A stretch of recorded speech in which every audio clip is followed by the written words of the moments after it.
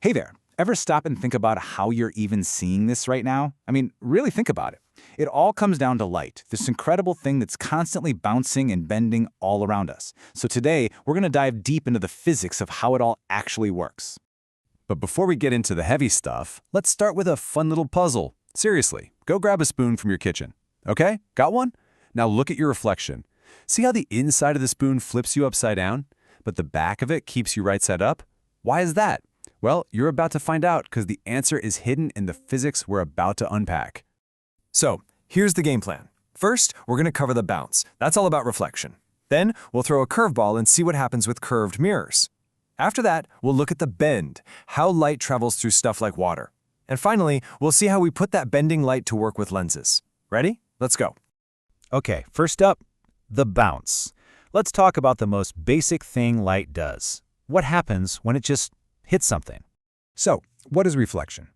It's just light bouncing back. It's that simple.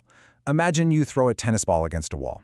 It doesn't go through, right? It bounces right off. That's exactly what light does. And this simple bounce, it's the reason we can see pretty much everything that doesn't make its own light. Now, this balance isn't random. It follows two super simple but super strict rules. Rule number one, the angle the light comes in at is the exact same angle it goes out at. Perfect symmetry every single time. And rule number two, the incoming light, the bouncing light, and an imaginary line we call the normal, they all lie on the same flat plane. Think of it like they're all drawn on one single invisible sheet of paper. And this is exactly what's happening in your bathroom mirror every morning. The reflection you see, it's upright, it's the same size as you, and it looks like it's the same distance behind the mirror as you are in front. We call that image virtual because, there's nothing actually back there. Your brain is just being tricked.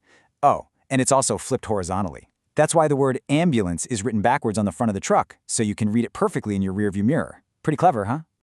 Okay, so flat mirrors are easy enough. But what happens if we bend the mirror? Now, this is where things get really, really cool. And yeah, this is the secret to that spoon puzzle.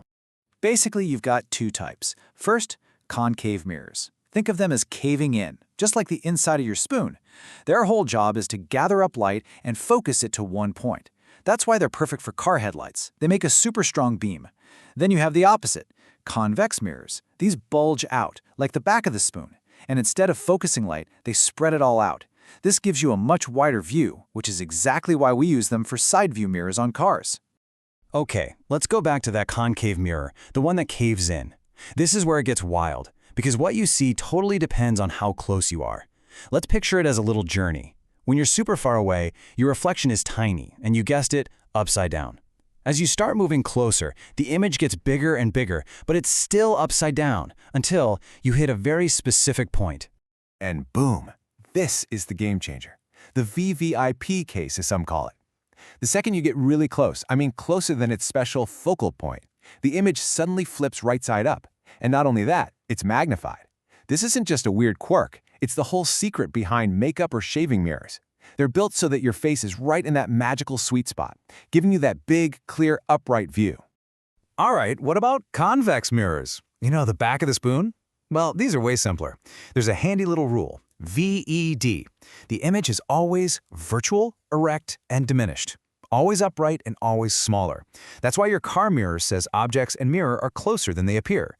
The mirror is shrinking everything down so you can see more of the road behind you. All right, so we've pretty much nailed the bounce. But light doesn't just bounce. Sometimes it goes straight through things, and when it does, it bends. This amazing trick is called refraction. So refraction is just the bending of light when it moves from one medium, like air, into another, like water. And why does it bend? It all comes down to one thing. Light actually changes its speed. I love this analogy for it. Just picture a car driving along a nice, smooth road. But up ahead, there's a big patch of sand. The second that first front wheel hits the sand, what happens? It slows way down, right? And that pulls the whole car, making it pivot and change direction. Well, that is literally what light does when it goes from air into something denser, like water.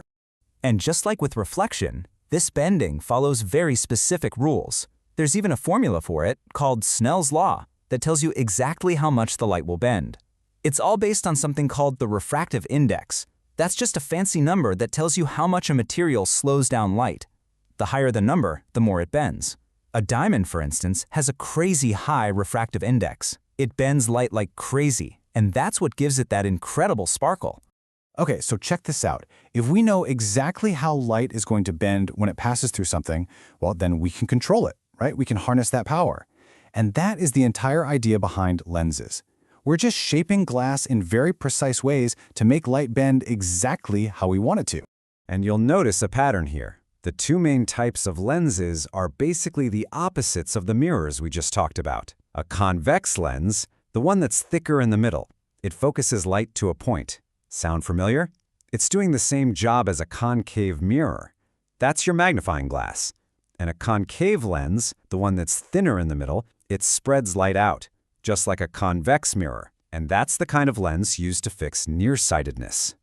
And you know how when you get an eye exam, they talk about your prescription? Well, the power of that lens, how strongly it bends light, is measured in something called a diopter. So if your prescription gets stronger, it just means you're getting a lens with a higher diopter number. It's bending light more powerfully to get your vision perfectly focused. So here's the big takeaway. The whole thing boils down to this: bouncing and bending, reflection and refraction. Those two simple ideas are the foundation for pretty much all of optics. Everything from your reflection in a spoon to the giant lenses in a telescope. It's all just about controlling the path of light. And that brings us to one last really deep question. We've talked all about how light behaves, but what is it? Like, what is light really? Is it a wave, like a ripple in a pond? Or is it a stream of tiny little particles? For hundreds of years, the smartest people on Earth argued about this. And the modern, mind-bending answer is that it's kind of both. But you know what? That is a whole other rabbit hole for another time.